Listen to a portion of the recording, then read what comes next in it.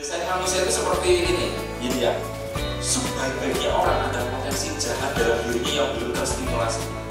Sejahat-jahatnya orang ada kebaikan di dalam diri. Yang ini kalau kita sentuh terus ini mau besar.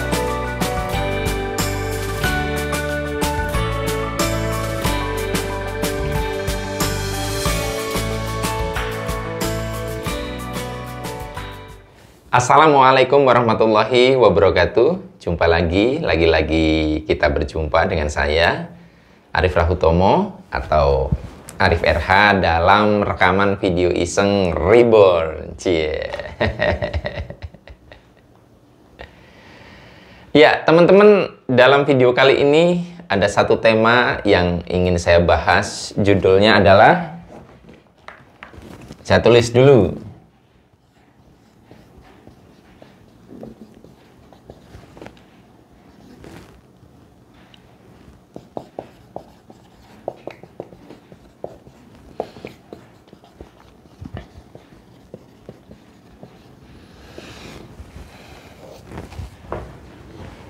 yang mau saya bahas adalah kebenaran yang tidak terbantahkan. Ya, kebenaran yang tidak terbantahkan. Teman-teman, salah satu naluri, salah satu hasrat terdalam pada diri manusia adalah mencari kebenaran. Ya, itu adalah insting.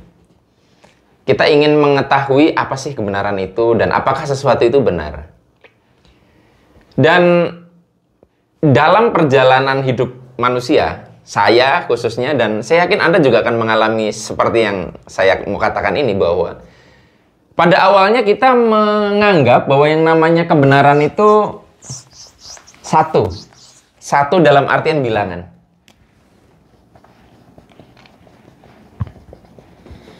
Kebenaran itu cuma satu saja. Apabila Anda belum menganggap sesuatu benar, Anda berharap menemukan satu kebenaran. Ya. Kemudian, kalau Anda sudah memegang satu kebenaran yang Anda anggap benar, maka Anda merasa yang lain itu tidak benar. Kan seperti itu. Dan Anda memaksakan kebenaran versi Anda. Kebenaran pada umumnya hanya dipahami yang satu saja ini, akhirnya memunculkan tafsir bahwa tidak ada kebenaran yang selain itu kan. Kemudian berarti kebenaran adalah sesuatu yang tidak lagi bisa disanggah. Kebenaran adalah sesuatu yang semua orang bersepakat. Tidak ada lagi yang mengkontra, tidak ada lagi yang berbeda, tidak ada lagi yang menyanggah atau mengkritik atas kebenaran itu. Semangat itu juga yang saya miliki karena saya adalah orang yang merasa seperti itu, ya. Jadi kalau misalkan saya sudah menganggap sesuatu benar, dulu. Kalau saya sudah menganggap sesuatu itu benar, saya tidak melihat kebenaran versi lain. Dan kalau misalkan saya belum memegang sesuatu, saya akan mencari sesuatu yang mau saya pegang sebagai kebenaran dengan kriteria itu tidak bisa lagi dibantah. Ternyata dalam perjalanan saya pencarian, belajar macam-macam, banyak baca buku, saya itu gila banget dalam belajar. Ya, zaman mahasiswa tuh perpustakaan adalah salah satu area main saya yang paling dominan. Saya adalah kutu buku kalau di zaman saya kuliah disebutnya. Bertahun-tahun sampai kemudian saya menikah, saya masih memiliki semangat yang sama, sampai akhirnya setelah menikah terjadi pergeseran yang drastis. Saya akhirnya menyadari bahwa tidak ada kebenaran yang seperti itu. Kebenaran yang tidak ada sanggahannya, kebenaran yang tidak ada duanya, kebenaran yang tidak ada yang tidak bersepakat. Ternyata tidak ada. Sampai satu ketika saya merasakan perasaan itu, saya itu mengalami rasa malas untuk mengungkapkan sebuah ide.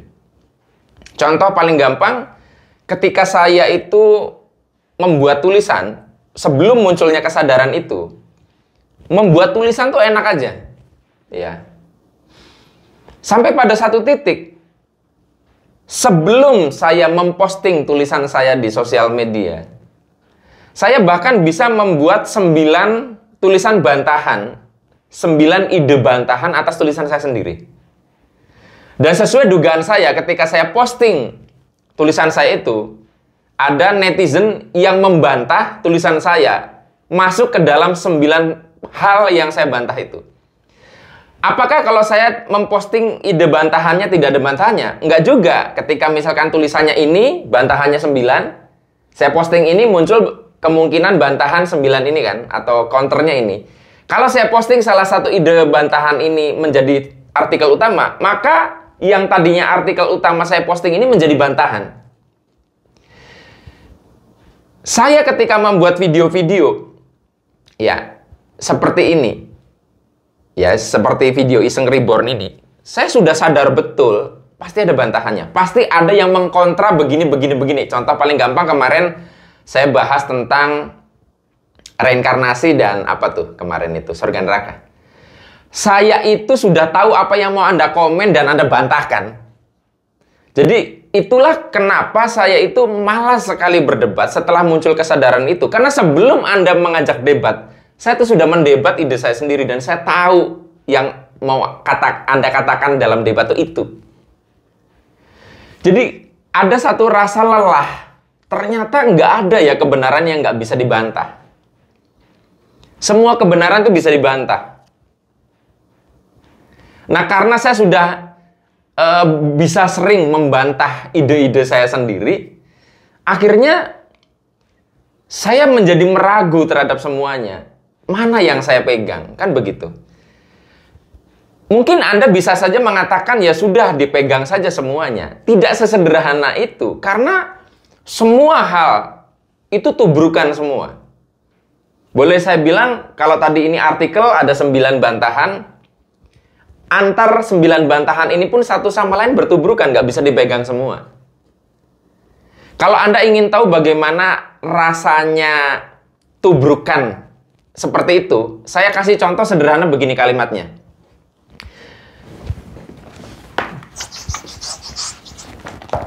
Ini bahasan berat. Kalimatnya begini, bisakah Tuhan menciptakan batu yang Dia sendiri tidak bisa mengangkatnya? Kalimatnya gini nih, kalau Anda ingin tahu rasanya tubrukan yang saya rasakan ketika tadi saya cerita, bisakah Tuhan menciptakan batu yang Dia sendiri tidak bisa mengangkatnya? Saya ulangi ya. Bisakah Tuhan menciptakan batu yang Dia sendiri tidak bisa mengangkatnya? Ini tidak sesimpel menjawab bisa atau tidak bisa. Karena kalau menjawab tidak bisa, Tuhan tidak bisa menciptakan batu yang Dia sendiri tidak bisa mengangkatnya. Berarti akan menghancurkan konsep Tuhan Maha Kuasa. Tapi kalau misalkan kita jawab bisa, berarti Tuhan bisa menciptakan batu itu, maka ini akan menabrak Tuhan Maha Perkasa, Tuhan Maha Kuat. Jadi yang dibenturkan itu Tuhan Maha Perkasa dan Tuhan Maha Kuasa. Ini juga sulit sekali gitu loh. Padahal dua-duanya kita pegang. Saya tidak mau membahas ininya, tetapi rasanya benturannya itu seperti itu. Ketika saya mulai mencoba meyakini bahwa reinkarnasi itu jawaban atas semua pertanyaan, saya punya banyak sekali bantahan pada konsep reinkarnasi. Misalnya, kalau memang reinkarnasi itu sebuah konsep yang memang nyata betul untuk sebagai jawaban tunggal, maka seharusnya tidak terjadi pertambahan jumlah orang. Karena orangnya jumlahnya tetap, karena cycles. Gara-gara saya counter seperti itu, sehingga muncullah satu ide bahwa sebenarnya bukan cycles reinkarnasi itu, tetapi dia adalah vortex, dari kecil membesar, membesar, membesar seperti itu. Sebagaimana putaran galaksi. Tapi saya juga punya bantahannya lagi. Jadi jangan khawatir Anda mau komen bantah apa di sini, di video saya. Saya sudah tahu apa yang mau Anda bantahkan. Saya sudah tahu, makanya saya malas sekali untuk berdebat soal itu. Karena saya sudah tahu. Masalahnya adalah ketika kita mau membahas sesuatu, ketika kita mau membuat sebuah video, contohnya seperti ini, saya tidak bisa membahas satu topik lalu saya bantah-bantah sendiri di dalamnya. Nggak bisa dijadiin satu. Ini sulit sekali, makanya pasti ada bantahannya. Saya ngerti, makanya wegah, aku nggak mau ngeladenin orang debat tuh karena itu. Ya, yang Anda lakukan sudah saya ketahui sebelum Anda melakukannya. Pada tataran permukaan yang sederhana, kebenaran itu mudah untuk disepakati. Contohnya, Anda bersepakat nggak kalau saya ini Arif RH yang Anda lihat ini? Mungkin bisa jadi 100% bersepakat. Tetapi ketika mulai kita memasuki hal yang lebih detail, contohnya Arif RH itu pinter atau tidak? Mulai ada yang bilang enggak, biasa aja. Wah, menurut saya Arif RH itu pinter banget. Ada yang bilang malah menurut saya dia goblok. Ada. Atau yang lain, menurut Anda Arif RH itu ganteng atau tidak? Itu mulai bervariasi. Yang tadinya bersepakat ini Arif RH, ketika mulai didetailkan akan mulai sangat bervariasi. Nah, sama halnya kita perhatikan dalam banyak hal, orang bersepakat dalam sebuah agama, misalkan Islam. Kamu Islam bersepakat tuh. Tapi nanti ketika sudah mulai detail nih, contohnya didetailkan pada penentuan kapan datangnya hari Lebaran. Mulai beda tuh. Ada yang pakai hitungan, ada yang pakai harus ngelihat hilal. Oke ya. Kemudian pada saat kita mentekniskan lagi kepada sholat subuh, ya, pakai doa kunut atau tidak. Jadi semakin sebuah fenomena kita masuki lebih dalam, semakin akan banyak perbedaan. Di permukaan sama. Bersepakat. Makanya pada tataran Anda ngobrol hanya di permukaan dengan teman, Anda tidak akan banyak friksi. Tetapi ketika semakin menyelami, akan banyak friksi. Itu yang terjadi kenapa menikah. Itu kadang muncul gesekan-gesekan gagasan, gesekan-gesekan cara berpikir. Karena pada waktu belum menikah, ada jarak. Kita hanya tahu permukaan. Ketika lebih dalam, perbedaannya banyak banget ternyata. Sebagaimana kita melihat bulan dari jauh kelihatannya halus. Tapi ketika sudah didekati, tidak sehalus itu. Kalau misalkan saya katakan, misalkan ada sebuah sungai. Ya, ada sebuah sungai.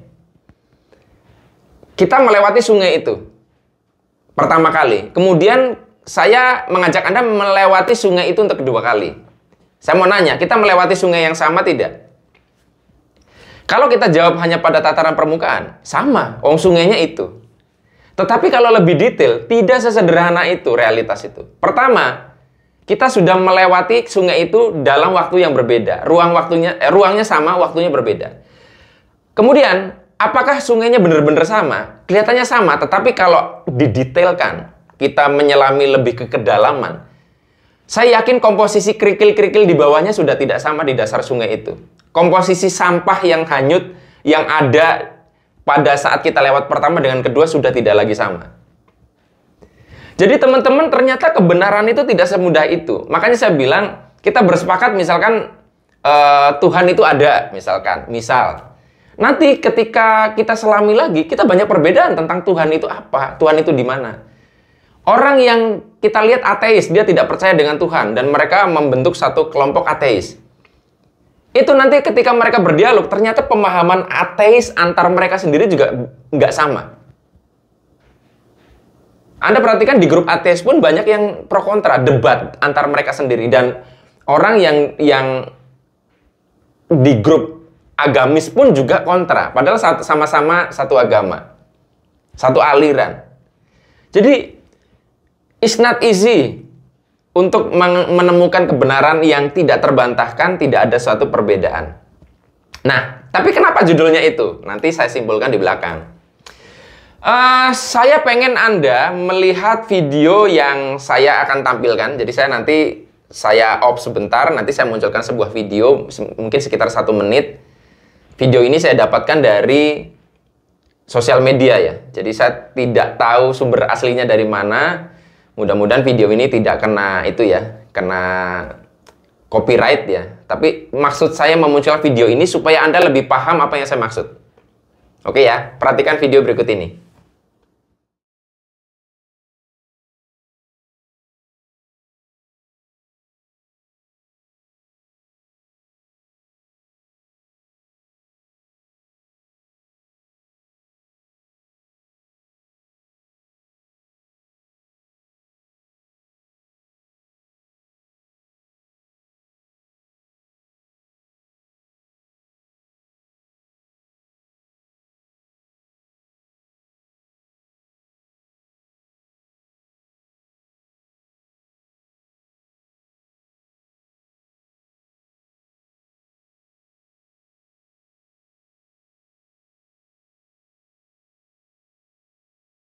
Nah, Anda sudah lihat videonya ya. Di situ kan dikasih judul bahwa melihat dari satu sudut itu tidak bisa melihat keseluruhan. Nah, Anda perhatikan tadi di awal, ketika video itu mulai berjalan, oh bentuknya kayak gini. Lalu angle-nya berubah, set. Loh, ternyata bentuknya kayak gini kalau dari sini ya. Berbeda banget loh. Padahal itu adalah geometri yang sama. Ternyata Anda sudah meyakini bahwa, oh yang ini yang benar. Diputar lagi, itu beda lagi. Dan geometri tadi itu bersegi-segi dari segala aspek itu beda. Nah, realitas, apalagi realitas ketuhanan, itu seperti kita sedang mengamati sebuah objek geometri yang kita geser 1 inci saja itu udah beda banget. Ya, orang yang sama digeser sedikit itu sudah beda, apalagi yang lihat beda.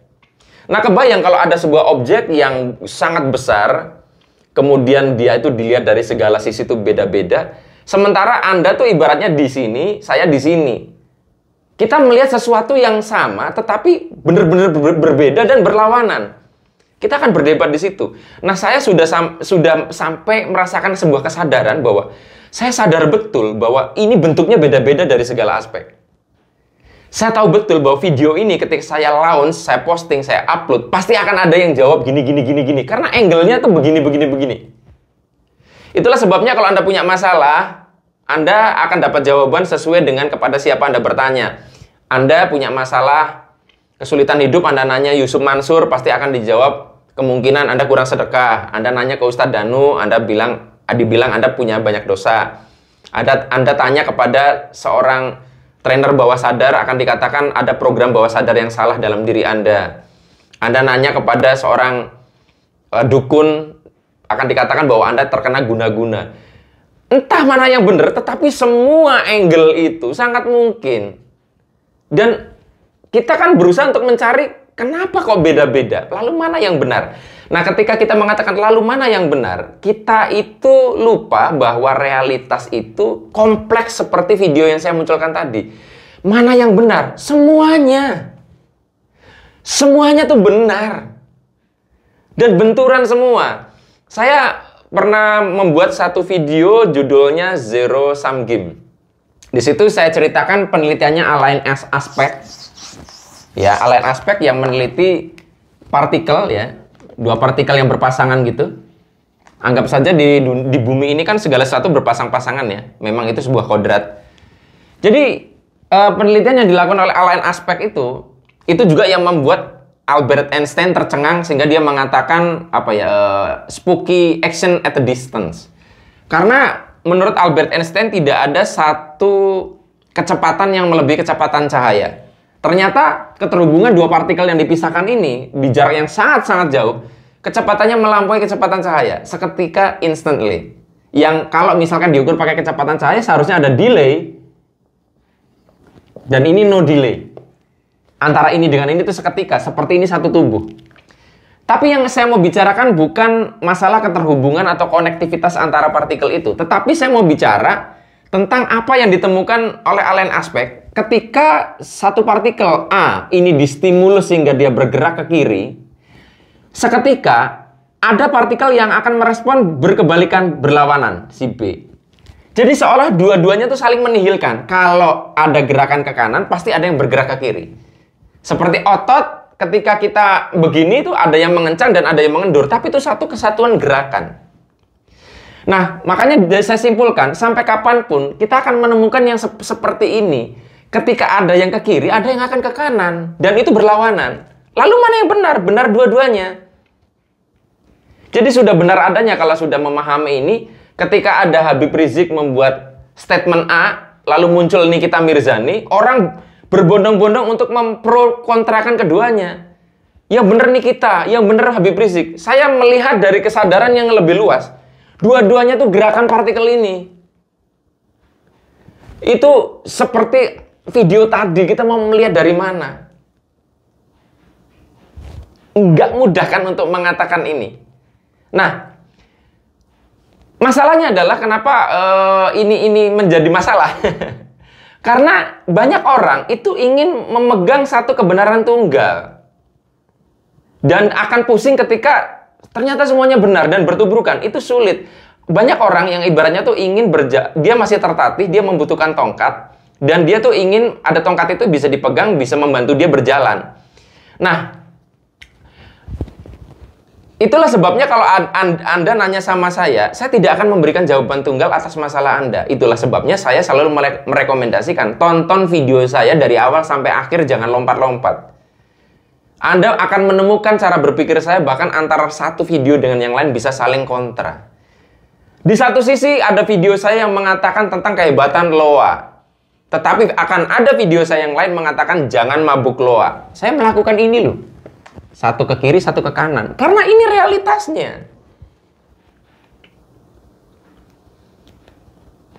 Saya pernah mengalami satu hasrat. Sekarang masih ada sih sedikit. Mau ngajar itu malas sekali. Memberikan training. Kenapa? Yang saya sampaikan ini nggak salah. Tetapi realitas itu tidak hanya bisa dilihat pakai ini. Sementara untuk mengajar itu saja 2 hari. Dan semesta itu sangat luas, kompleksnya kayak tadi. Jadi, yang saya ajarin tuh begini, memang benar. Tapi yang nggak begini juga. Itu sulit sekali pertama kali untuk berdamai dengan perasaan itu. Sementara orang datang berbondong-bondong dari luar kota untuk ikut kelas saya. Mereka masih berpikir bahwa realitas itu tunggal. Mereka berpikir bahwa persoalan hidup mereka hanya bisa diselesaikan dengan satu tools ini. Ya. Nah, sampai pada bahasan ini, Anda sudah bisa menyimpulkan bahwa kebenaran itu banyak banget gitu ya. Dan satu sama lain saling membantah. Akhirnya, apa kebenaran yang tidak terbantahkan? Nah, ini udah mulai bagian ending dari video ini. Apa kebenaran yang tidak terbantahkan? Minimal tidak bisa saya bantah. Dan saya yakin Anda masih bisa bantah itu. Dan itu pun bagian dari statement ini. Kebenaran yang tidak terbantahkan menurut saya adalah satu. Aslinya kita hanya tahu sedikit dari sekian banyak yang tidak kita ketahui. Kita mungkin hanya mengetahui 1% dari yang kita ketahui. Saya ulang ya. Kebenaran yang tidak terbantahkan itu kita hanya tahu sangat sedikit. Dan banyak yang tidak kita ketahui. Bahasa gampangnya, kebenaran yang tidak terbantahkan menurut saya adalah wallahu a'lam. Hanya Allah yang Maha mengetahui. Itu nggak bisa saya bantah sampai sekarang. Atau bahasa Jawanya, the ultimate truth. Kebenaran yang paling puncak menurut saya. The ultimate truth.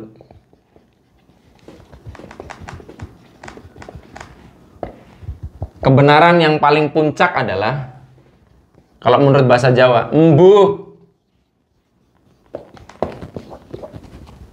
Embuh. Embuh itu, kalau Anda pengen tahu rasanya embuh itu seperti kayak tadi Anda berusaha menjawab pertanyaan, bisakah Tuhan menciptakan batu sehingga dia sendiri nggak bisa ngangkat? Kerasa nggak? Pikiran Anda kayak ngeblank, ngeheng, berhenti. Anda nggak bisa jawab apa-apa. Embuh, nggak tahu.